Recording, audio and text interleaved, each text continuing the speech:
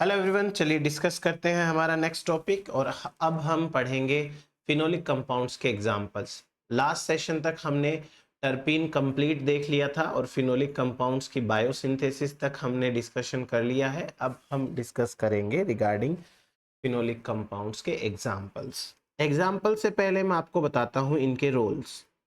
आप हेडिंग डाल सकते हैं रोल्स ऑफ फिनोलिक कंपाउंड्स।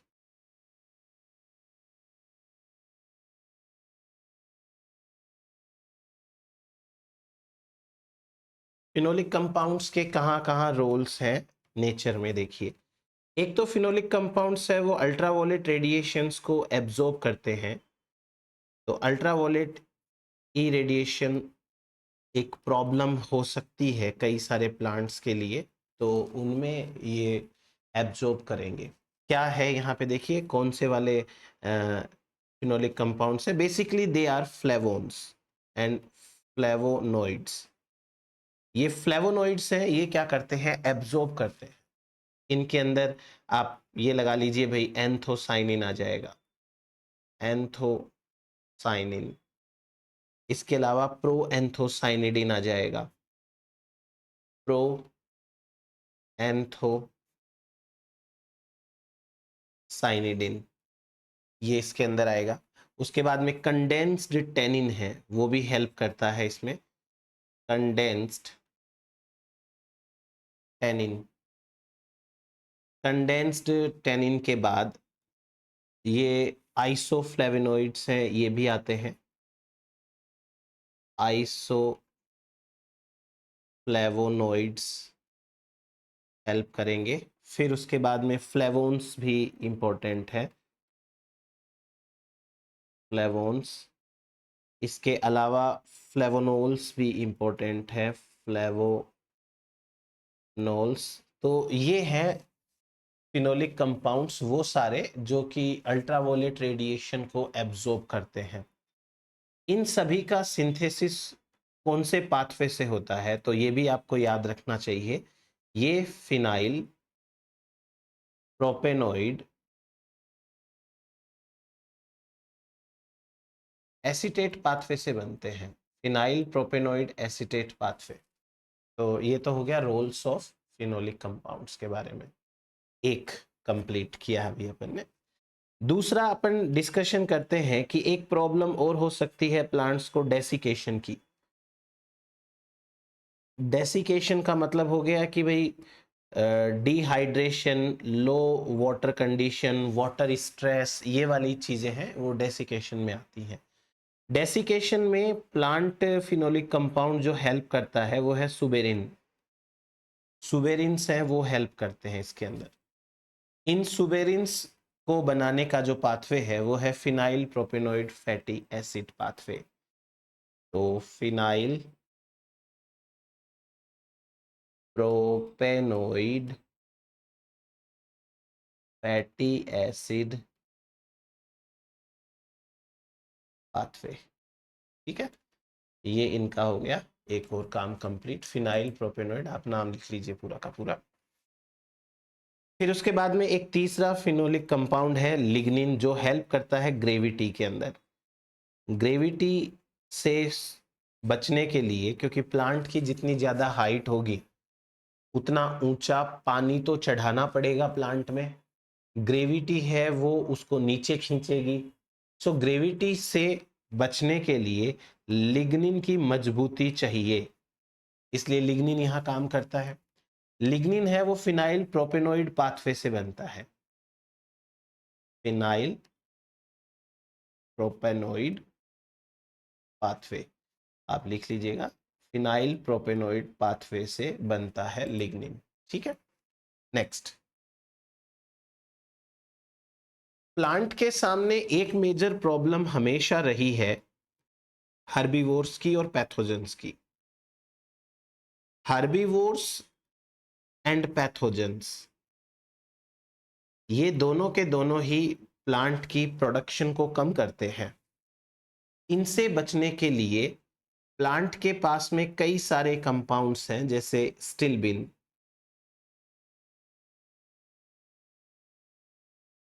जैसे कोमेरिन, जैसे फ्यूरानोकोमेरिन,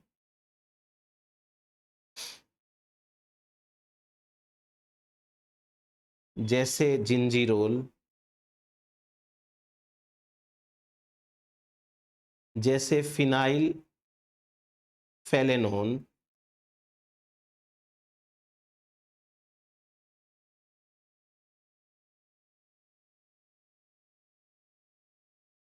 phenyl फेलेनोन,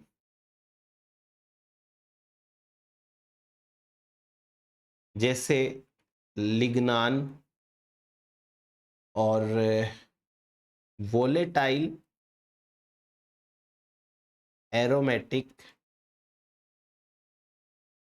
hydrolysable tannin, hydrolysable tannin. ये कहाँ काम आ रहा है? ये काम आ रहा है हर्बीवोर्स और पैथोजन से बचने के अंदर। अब इसमें ये जो सारे के सारे कंपाउंड्स हैं, इनमें से ऊपर के जो लिग्नान तक हैं, ये तो बनते हैं फिनाइल प्रोपेनोइड एसीटेट पाथवे से, और ये वोलेटाइल एरोमेटिक्स भी, वोलेटाइल एरोमेटिक्स भी ये बनेंगे फिनाइल प्रोपेनोइड पाथवे। और ये जो लास्ट वाला है हाइड्रोलाइजेबल टेनिन, ये बनता है सिकिमिक एसिड पाथवे। तो ये हुआ हमारे पास में एक नॉर्मल इनके रोल्स क्या क्या हैं। अब अपन प्रॉपर एग्जांपल्स के साथ में स्टार्ट करते हैं, कौन कौन से फिनोलिक कंपाउंड्स कहाँ कहाँ पर हमारे काम आ रहे हैं। सबसे पहला एग्जाम्पल जो हम लेने वाले हैं वो है फ्यूरानोकोमेरिन्स। आप नंबरिंग करते जाइएगा। फ्यूरानोकोमेरिन्स, देखो हम लोगों ने बायोकेमिस्ट्री के अंदर एक सिंपल सी चीज पढ़ रखी है कि दो टाइप की रिंग्स होती हैं, एक होती है 5 मेंबर्ड रिंग, एक होती है 6 मेंबर्ड रिंग, एक होती है पायरोल रिंग, एक होती है फ्यूरान रिंग। फ्यूरान रिंग है वो 5 मेंबर्ड रिंग होती है, F for furan, F for 5 membered ring,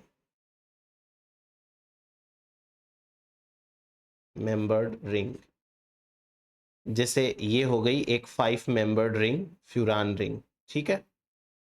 यह फ्यूरान रिंग जब फ्यूरानो कुमेरिन से जुड़ जाती है तो इसे मिलाकर कहते हैं फ्यूरानो कोमेरिन।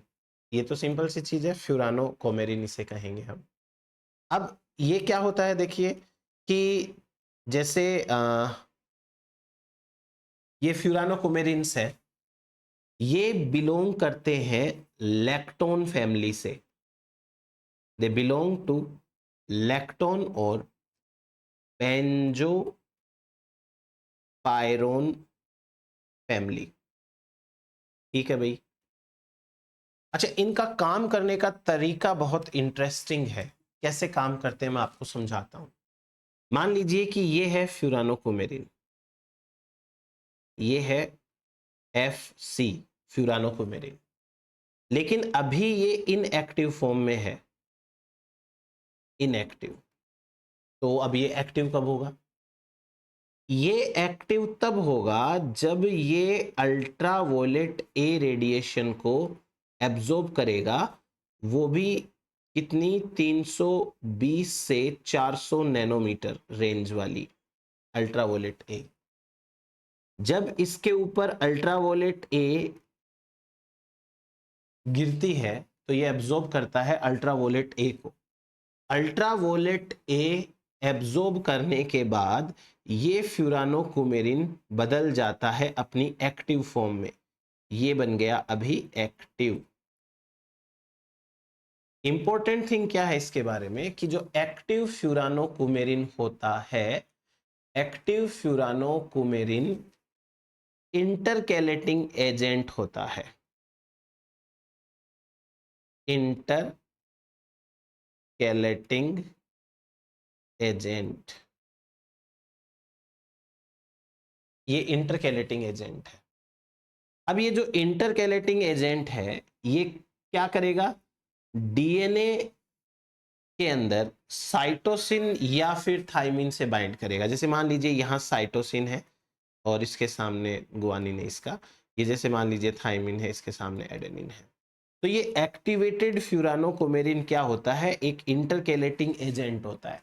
ये आकर के यहाँ बाइंड करेगा, इसके ऊपर साइटोसिन के ऊपर बाइंड करता है और ये थाइमिन के ऊपर बाइंड करता है।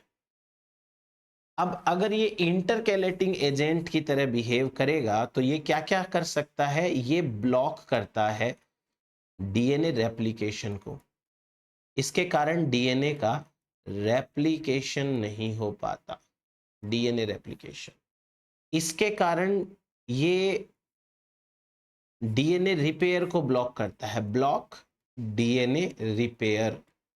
और कुछ मामलों के अंदर ये इनहिबिट करता है सीड जर्मिनेशन को, inhibit seed germination, seed germination. तो भाई ओवरऑल ये बातें आपको याद रखनी है। फ्यूरानोकोमेरिन है वो लैक्टोन और बेंजोपायरिन फैमिली से बिलोंग करते हैं। फ्यूरानोकोमेरिन्स में कोमेरिन के ऊपर एक 5 मेंबर्ड रिंग ऐड हो जाती है जिसे फ्यूरान रिंग कहते हैं। उसके बाद में ये फ्यूरानो कुमेरिन स्टार्टिंग में इनएक्टिव कंडीशन में रहते हैं, लेकिन जब ये अल्ट्रावोलेट ए को एब्जॉर्ब करते हैं तब ये अपनी एक्टिव फॉर्म में आते हैं। एक्टिव फॉर्म में आने के बाद में ये इंटरकेलेटिंग एजेंट की तरह काम करते हैं। इंटरकेलेटिंग एजेंट की तरह काम करने के बाद में ये डीएनए में इंटरकेलेट करते हैं, या तो ये साइटोसिन से बाइंड करते हैं या ये थाइमिन से बाइंड करते हैं। साइटोसिन या थाइमिन से यदि ये बाइंड हो जाएंगे तो एक तो डीएनए का रेप्लिकेशन है वो ब्लॉक होगा और दूसरा रिपेयर ब्लॉक होगा। कुछ मामलों में सीड जर्मिनेशन भी इनहिबिट होता है। अब बात करते हैं इनके एग्जाम्पल्स की। इनके एग्जाम्पल्स में हमें एक तो ये देखना है कि फ्यूरानोक्यूमेरिन्स जो होते हैं वो अम्बेलिफेरी फैमिली के मेंबर्स में प्रेजेंट होते हैं। These are present in umbelliferae family.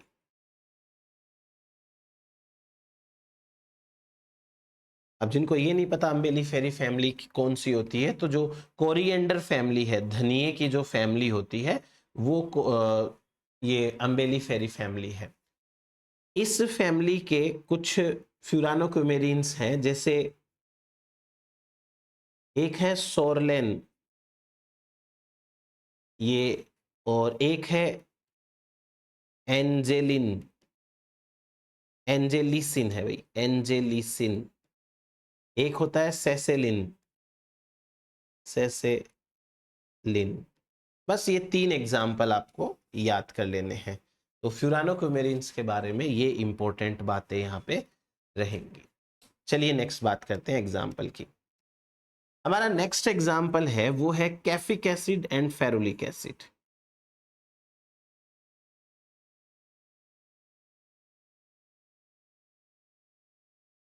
Caffeic acid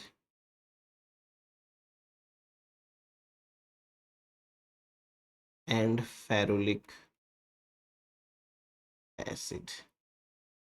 caffeic acid and ferulic acid क्या है? Caffeic acid and ferulic acid है, these are the derivatives of benzoic acid. ये है benzoic acid derivatives. Benzoic acid के derivatives होते हैं ये। अच्छा, ये क्या करते हैं, ये एक्चुअली प्लांट के पार्ट से, डिफरेंट पार्ट से रिलीज होते हैं। जैसे मान लीजिए ये कोई ट्री है और इस ट्री की ये रूट्स हैं, एक तो ये रूट से रिलीज होते रहेंगे, बनते रहते हैं और released from root. Let suppose कि इस ट्री का कोई लीफ है वो टूट के नीचे गिर गया, और इस लीफ का जब डीकंपोजिशन होगा तो इस लीफ से भी रिलीज होंगे। ये caffeic acid and ferulic acid है, इस तरीके से ये रिलीज होते हैं। फिर उसके बाद में इस प्रोसेस को कहते हैं एलेलोपैथी। एलेलोपैथी, एलेलोपैथी का क्या मतलब होता है कि जब तक ये यहां सॉइल के अंदर प्रेजेंट रहेंगे तब तक ये दूसरे प्लांट की ग्रोथ को इनहिबिट करते हैं, अदर प्लांट ग्रोथ को। इस फिनोमिनन को कहते हैं एलेलोपैथी।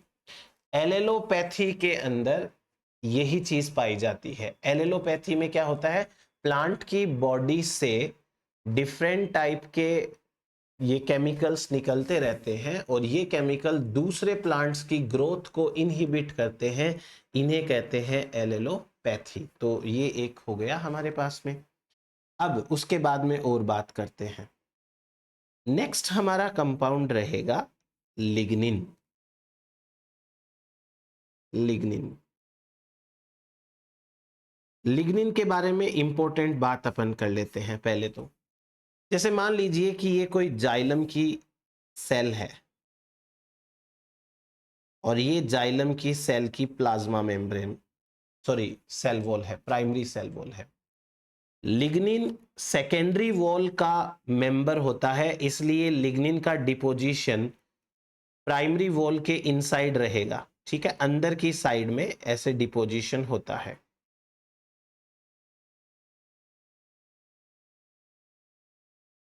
ये अंदर की साइड डिपोजिशन किसका है, लिग्निन का डिपोजिशन है। अभी अपन बात करते हैं ये क्या क्या कैसे कैसे हेल्प करता है। This is the secondary wall. Secondary wall is made up of lignin. अब बात करेंगे लिग्निन की प्रॉपर्टीज के बारे में। First of all, lignin is the second most abundant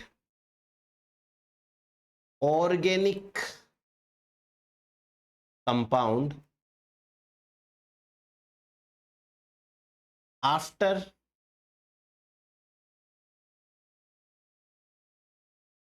cellulose. Cellulose के बाद में ये सेकेंड मोस्ट इंपॉर्टेंट कंपाउंड है। सेल्यूलोज के बाद सबसे पहले सेल्यूलोज, देन उसके बाद लिग्निन। लिग्निन इतना ज्यादा टफ है कि इसको पैथोजेंस क्रॉस नहीं कर सकते। तो ये क्या करता है, ब्लॉक करता है द एंट्री ऑफ पैथोजन। ये पैथोजन की एंट्री है उसको ब्लॉक कर देगा, पैथोजन की एंट्री को ब्लॉक करेगा। ठीक, उसके बाद में ये इसकी जो स्ट्रक्चर है, इसकी जो यूनिट है मोनोमर यूनिट, ये पॉलीमर होता है। तो लिग्निन की मोनोमर यूनिट का नाम है मोनोलिग्नोल। इसका नाम है मोनोलिग्नोल, ये इसकी यूनिट का नाम है। मोनोलिग्नोल 3 टाइप के फिनोलिक अल्कोहल से बनी होती है। 3 फिनाइल प्रोपेनोइड एल्कोहल से मिलके बनती है एक मोनोलिग्नोल। कौन कौन से हैं ये तीनों के तीनों? एक का नाम है कोनीफेराइल, कोनीफेराइल। एक का नाम है सीनापाइल और एक का नाम है कोमेराइल। ये तीनों से मिलके एक यूनिट बनती है मोनोलिग्नोल, और बहुत सारे मोनोलिग्नोल्स मिलकर के बनाते हैं लिग्निन। इतना क्लियर हुआ? उसके बाद आगे बात करते हैं। ये जो मोनोलिग्नोल्स हैं, इनकी एग्जैक्ट स्ट्रक्चर नहीं पता अभी तक। Exact structure is not known. Exact structure नहीं पता। क्यों नहीं पता? क्योंकि लिग्निन है वो किसी भी सॉल्यूशन में सॉल्युबलाइज नहीं होता। वाटर में सॉल्युबलाइज नहीं है, ऑर्गेनिक सॉल्यूशन के अंदर सॉल्युबलाइज नहीं है।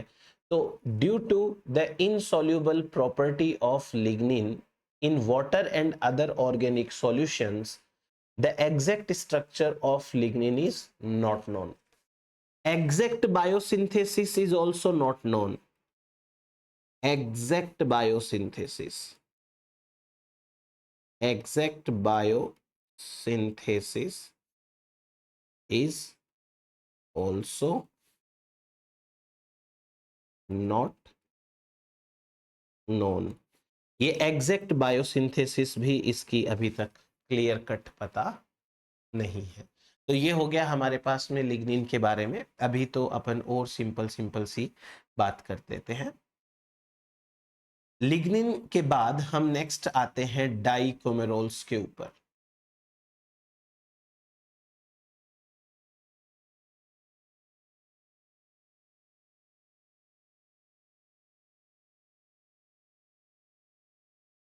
डाइकोमेरोल्स, डाइकोमेरोल्स बेसिकली एंटीकोगुलेंट्स होते हैं। They are the blood anticoagulant.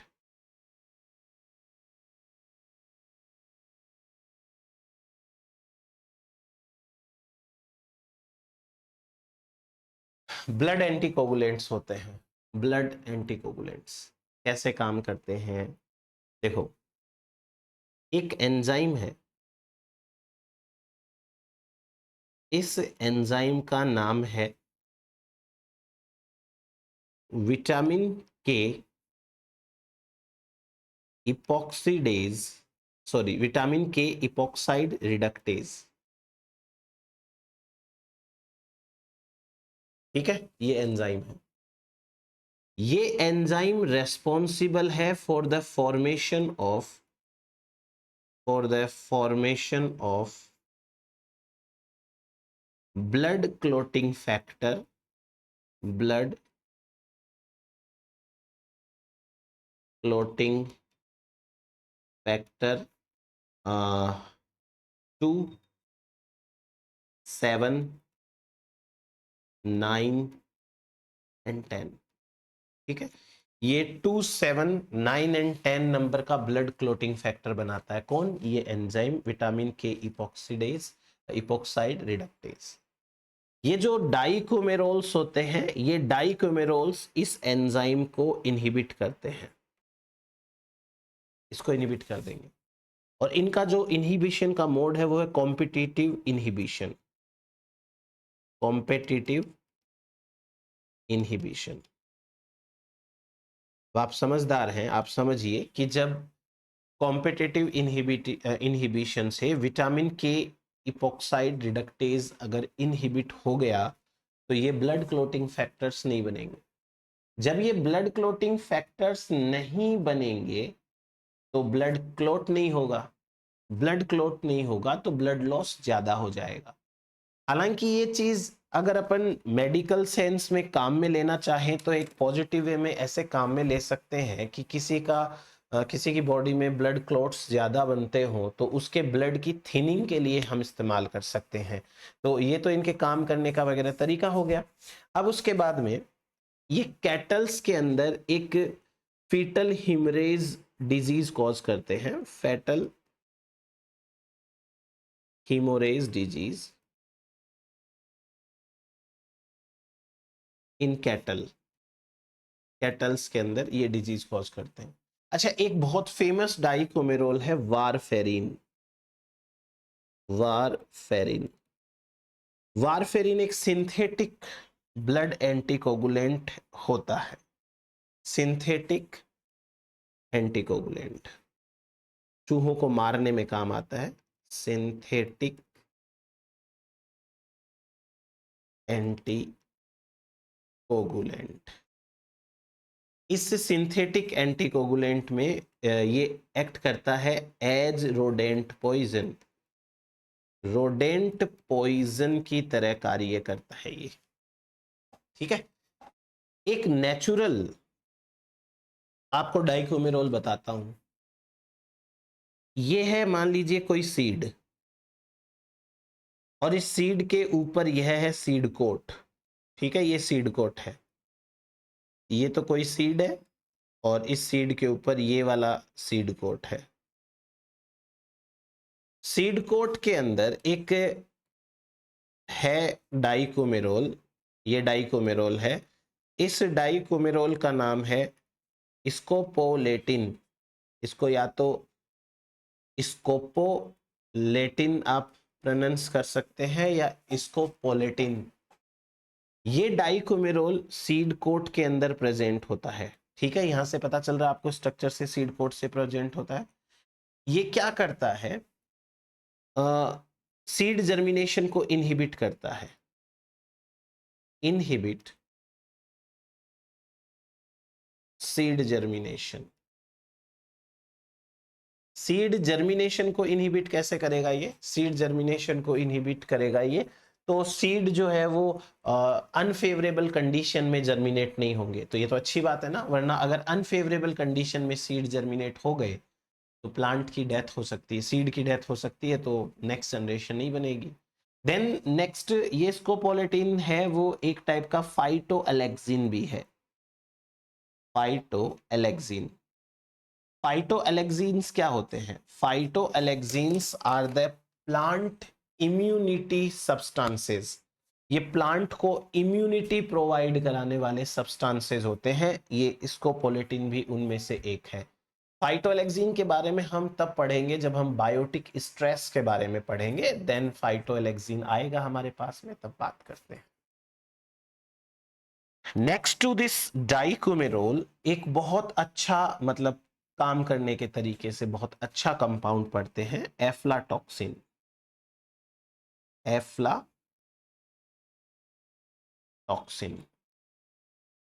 जैसे कि नाम से भी शायद समझ में आए कि ये एक फंगस से बनता है, एस्परजिलस फ्लेवस।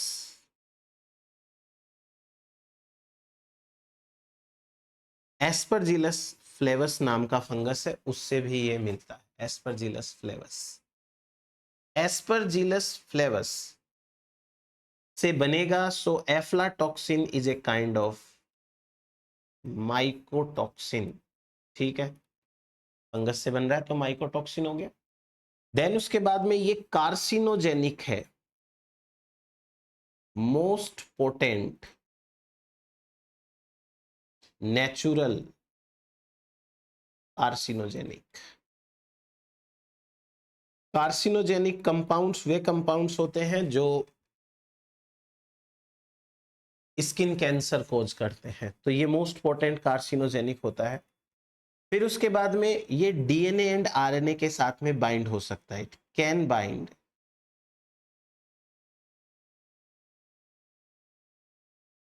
विथ डीएनए और आरएनए, डीएनए या आरएनए के साथ में ये बाइंड हो सकता है।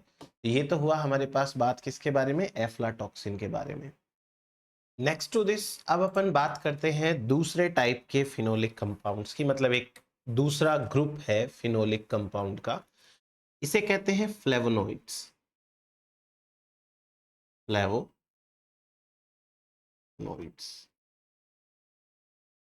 फ्लेवोनोइड्स वो फिनोलिक कंपाउंड्स होते हैं जिनके अंदर कम से कम एक ये स्ट्रक्चर कॉमन रहती है, 6 कार्बन की रिंग, 3 कार्बन का ब्रिज, और ये 6 कार्बन की एक और रिंग, यानी इनके स्ट्रक्चर के अंदर ये 3 कॉमन स्ट्रक्चर्स होनी चाहिए, ये C6, C3, just a minute, and C6, ठीक है, 6 कार्बन की रिंग, 3 कार्बन का ब्रिज, और ये 6 कार्बन की एक और रिंग, ये इनमें प्रेजेंट होनी चाहिए, तो ये इनका कॉमन फीचर होता है। अब उसके बाद में हम बात करते हैं कि क्या ये फ्लेवोनोइड्स होते हैं, कैसे काम करते हैं। फ्लेवोनोइड्स हैं वो फर्स्टली इवोल्ड फिनोलिक कंपाउंड्स हैं, first evolved phenolic compounds. Lignans वगैरह बाद में आए, पहले ये आए, तो ये एवोल्यूशन के पॉइंट ऑफ व्यू से एक छोटा सा पॉइंट इंपॉर्टेंट है, इसका आप ध्यान रखिएगा। फिनोलिक कंपाउंड्स को बेसिकली 4 क्लासेस के अंदर डिवाइड किया गया, there are 4 classes of phenolic compounds. बात करते हैं अपन सबसे पहली क्लास की। फर्स्ट क्लास है, इसे कहते हैं एंथोसाइनिन, एंथोसाइनिन। एंथोसाइनिन्स क्या होते हैं? पिगमेंट्स होते हैं। पिगमेंट क्या होता है? कोई भी ऐसा कंपाउंड जो लाइट को एब्जॉर्ब करे और उसे विजिबल स्पेक्ट्रम के अंदर वापस रिफ्लेक्ट करे ताकि कलर प्रोड्यूस हो सके, उसे पिगमेंट कहते हैं। प्लांट पिगमेंट दो टाइप के होते हैं या दो कैटेगरी के अंदर डिवाइड किया गया है। एक तो होते हैं कैरोटेनॉइड और दूसरे होते हैं एंथोसाइनिन। तो plant pigments are of two types, एक एंथोसाइनिन, एक ये carotenoid. Carotenoids as you know कि ये टर्पीन्स होते हैं और एंथोसाइनिन है ये होते हैं फिनोलिक कंपाउंड्स। ये हो गया हमारे पास में प्लांट पिगमेंट्स के बारे में। अब ये जो एंथोसाइनिन्स है, एंथोसाइनिन्स के सिंपल सिंपल प्रॉपर्टी मैं बोलता जा रहा हूं, आप पूरी लाइन लिख लीजिएगा। They are wide spread compounds, they are wide spread compounds. इनके अगर कलर की बात करें तो they are colourful, like red, pink, blue, yellow, orange, बहुत सारे, पर्पल, कलरफुल होते हैं। कहाँ प्रेजेंट होते हैं? They are present in flower, leaf, fruit and other body part, other parts, इनमें ये प्रेजेंट होते हैं। They are water soluble, obvious सी बात है, फिनोलिक कंपाउंड वाटर सॉल्युबल होते हैं, हमने बात कर ली है। तो they are water soluble. These phenolic compounds are stored in vacuole. They are stored in vacuole. They are also produced during stress. During stress, आपने एक चीज गौर करी होगी, सर्दियां आने वाली हैं। सर्दियों के मौसम में जब किसी भी प्लांट के सबसे टिप पार्ट को आप देखते हो, किसी प्लांट की सबसे टिप पार्ट पे जो लीव्स हैं उनको आप देखते हो, तो वो लीव्स हैं आपको पर्पल कलर की दिखाई देती है, डार्क पर्पल टाइप की। वो डार्क पर्पल इसीलिए दिखाई देती है because of the presence of anthocyanin. ये एक टाइप का स्ट्रेस रेस्पॉन्स है कि जो नई लीव्स बनती है, उन नई लीव्स के अंदर एक्चुअली नई लीव्स हैं, उनके लिए ये लो टेम्परेचर का स्ट्रेस है और इस लो टेम्परेचर स्ट्रेस से बचने के लिए वो एंथोसाइनिन बनाती है ताकि फ्रीजिंग ना हो उन लीव्स की सेल्स के साइटोप्लाज्म की, इसलिए ये ऐसा होता है। ठीक है, आगे बात करते हैं। इसके बाद में ये एल्गी में एब्सेंट होते हैं। They are absent in algae, they are absent in algae but present in all other plant groups, all other plant groups। कौन कौन से हैं लिख लीजिएगा। एल्गी को छोड़ के ब्रायोफाइटा, टेरिडोफाइटा, जिम्नोस्पर्म, एंजियोस्पर्म, इन सब के अंदर प्रेजेंट होता है। बेसिकली ये खाली किस में एब्सेंट होते हैं? एल्गी के अंदर एब्सेंट होते हैं। नेक्स्ट टू दिस, अगर हम एंथोसाइनिन से इसका सुगर पार्ट हटा दें, बेसिकली ये ग्लाइकोसाइड्स होते हैं, सुगर इनमें प्रेजेंट होती है। जैसे टर्पीन में सेपोनिन से सुगर हटाया था तो सेपोजेनिन बना था, वैसे ही यदि हम सुगर पार्ट इससे हटा दें एंथोसाइनिन से तो बनता है एंथोसाइनिडिन, एंथोसाइनिडिन बन जाता है। ये हुआ हमारे पास में एक और काम। अब आगे बात करते हैं। एंथोसाइनिन्स में एक एग्जाम्पल लिखिएगा आप, इसका नाम है साइनिडिन।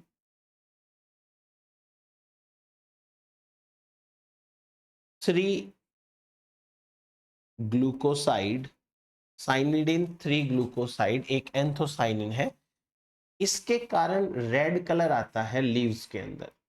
It is responsible for red colour in autumn leaves.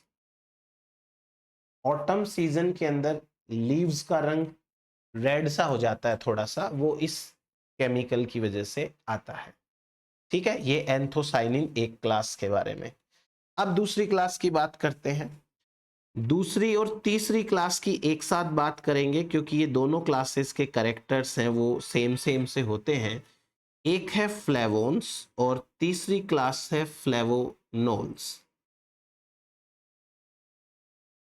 Flavonols, फ्लेवोन्स and flavonols, ये दो क्लासेस की बात करते हैं। देखो ये दोनों की दोनों क्लासेस है ना, ये बहुत काम की क्लास है। क्यों काम की क्लास है? क्योंकि ये एब्जॉर्ब करती है यूवीबी को। यूवीबी की वेवलेंथ है 280 से लेके 320 नैनोमीटर, जो काफी एनर्जेटिक है।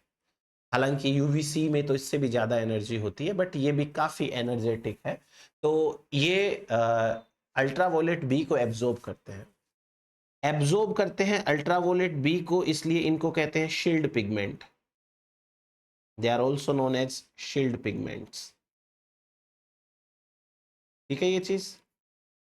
आफ्टर दैट ये जो फ्लेवोन्स एंड फ्लेवोनोल्स होते हैं, ये शॉर्टर वेवलेंथ को एब्जॉर्ब कर रहे हैं। ये शॉर्टर वेवलेंथ ही है, शॉर्टर वेवलेंथ।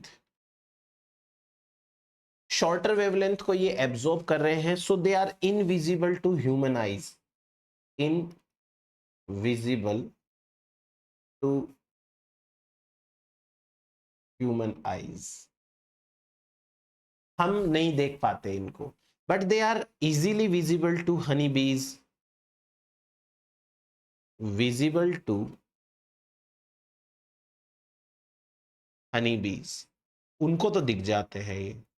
एक्चुअली ये फ्लेवोन्स एंड फ्लेवोनोल्स क्या करते हैं, ये सिमेट्रिक पैटर्न्स बनाते हैं। They make symmetric patterns on flower, leaves etc, which are known as nectar guides। Nectar guides ये क्या करते हैं, सिमेट्रिक पैटर्न बनाते हैं। सिमेट्रिक पैटर्न का मतलब क्या हुआ, मैं आपको समझाता हूं। जैसे सपोज करो कि ये कोई एक पेटल है फ्लावर का, ये कोई पेटल है, पंखुड़ी है ये किसी फ्लावर की, ये कोई दूसरा फ्लावर है, क्योंकि एक प्लांट के अंदर बेसिकली एक ही टाइप का नेक्टर गाइड बनेगा, एक में सारे नहीं बनेंगे। ठीक है, किसी प्लांट स्पीसीज के अंदर ये ऐसे डॉट्स बना लेते हैं, इनको बोलते हैं नेक्टर स्पॉट्स, इन्हें बोलेंगे नेक्टर स्पॉट्स।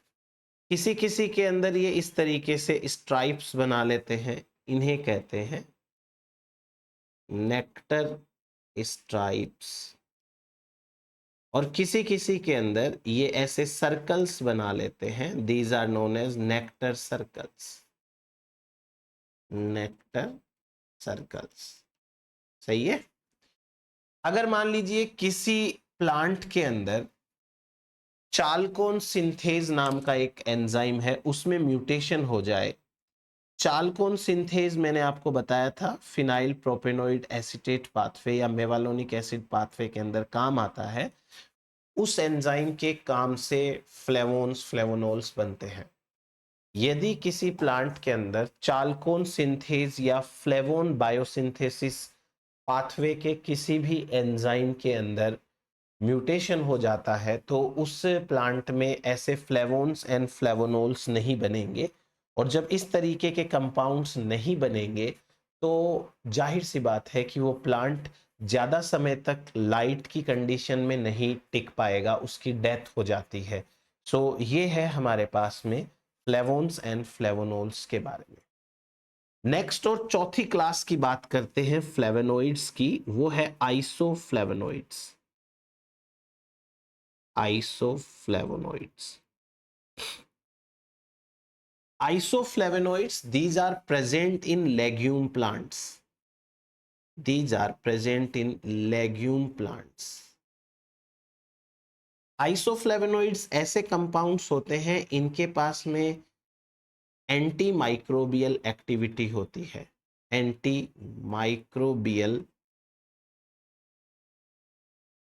एक्टिविटी, ठीक है, इनके पास में एंटी माइक्रोबियल एक्टिविटी प्रेजेंट होती है.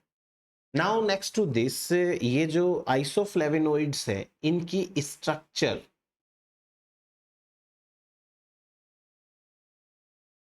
इनकी स्ट्रक्चर रिजेंबल करती है फीमेल हार्मोन एस्ट्रोजन से. फीमेल हार्मोन एस्ट्रोजन है उससे स्ट्रक्चर रिजेंबल करती है.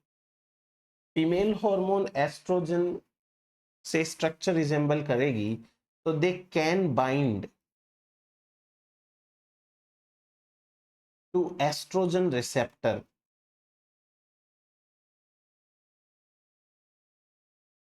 in our body, in female body.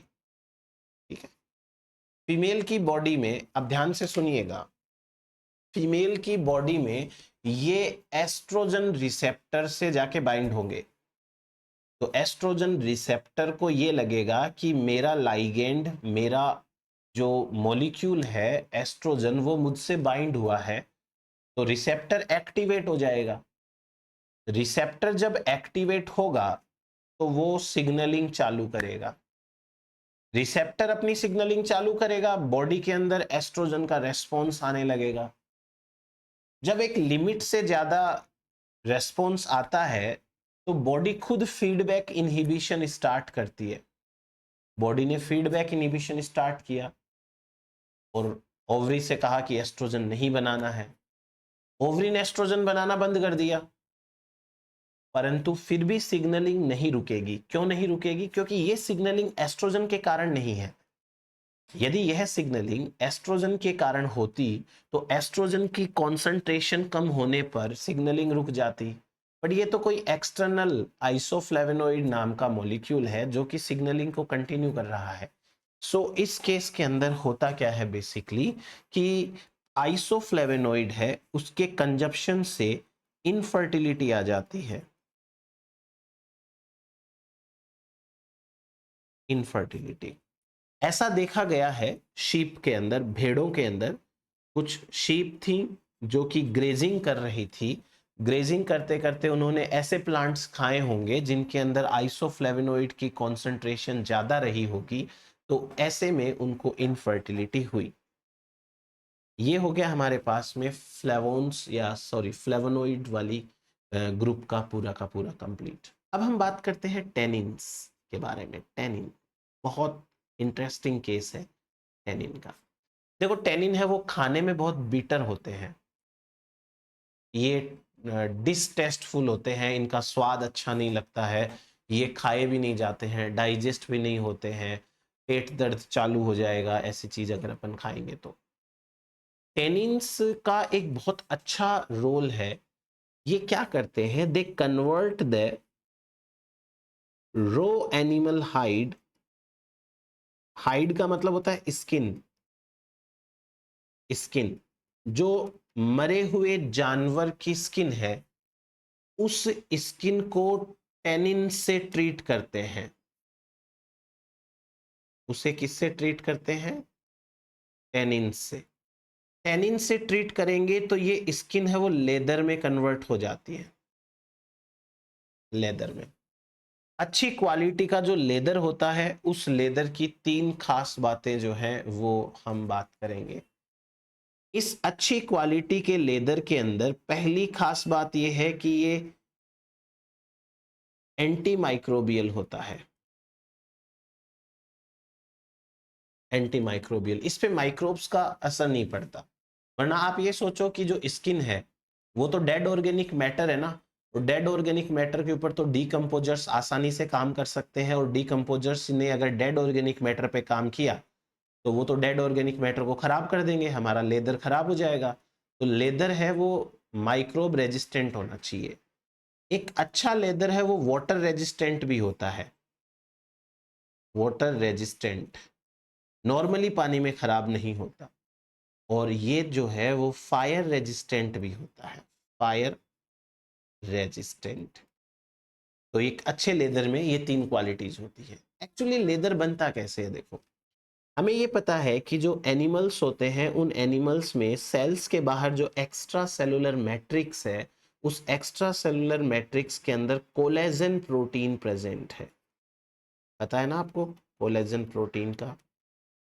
Collagen protein के साथ टेनिन बाइंड हो जाता है, और ये अगर बाइंड हो गया तो ये तीनों प्रॉपर्टीज हैं वो लेदर में आ जाती है। सो लेदर का काम करने का, या लेदर कैसे बनता है वो समझ में आया आपको एक बार। अब बात करते हैं टेनिन्स के टाइप्स की। ठीक है, बेसिकली टेनिन्स 2 टाइप के होते हैं। एक होता है कंडेंस्ड टेनिन। पहला क्या है? Condensed tannin.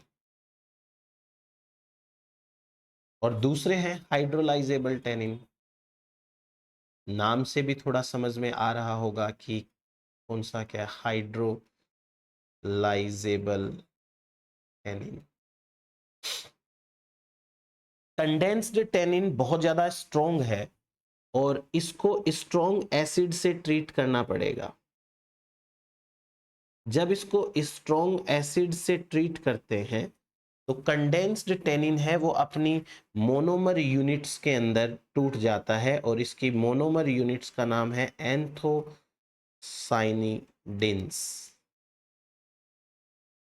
ये इन यूनिट्स में टूट जाता है। ठीक है, इसलिए कंडेंस्ड टेनिन को कहते हैं pro anthocyanidins. Pro anthocyanidins. Hydrolysable tannin है। Hydrolysable tannin is the polymer of gallic acid. अगर हम इसको वीक एसिड से भी ट्रीट करेंगे, वीक एसिड के साथ यदि हम ट्रीट करें तो ये बनाता है गैलिक एसिड। गैलिक एसिड जो है वो भी आप मान के चलिए कि इसमें बनेगा ये इससे। तो ये तो बात हुई हमारे पास में टेनिन्स के बारे में। बाकी आप, मैं बता रहा हूँ वो लिख लीजिए, क्योंकि ये सिंपल सी बात है कि tannins are toxic to many herbivores, they are distasteful and they can not be digested easily. ठीक है, अब उसके बाद में एक लास्ट नाम लिखिए, ये है यूजिनोल। यूजिनोल एक टाइप का एरोमेटिक फिनोलिक कंपाउंड है। Aromatic phenolic compound, aromatic phenolic compound है यूजिनोल, और इसके रोल बहुत अच्छे अच्छे हैं। ये पॉलिनेटर को अट्रैक्ट करता है, पॉलिनेटर अट्रैक्शन के अंदर काम आता है। तो आप लोगों को इतना पढ़ना है फिनोलिक कंपाउंड्स के बारे में।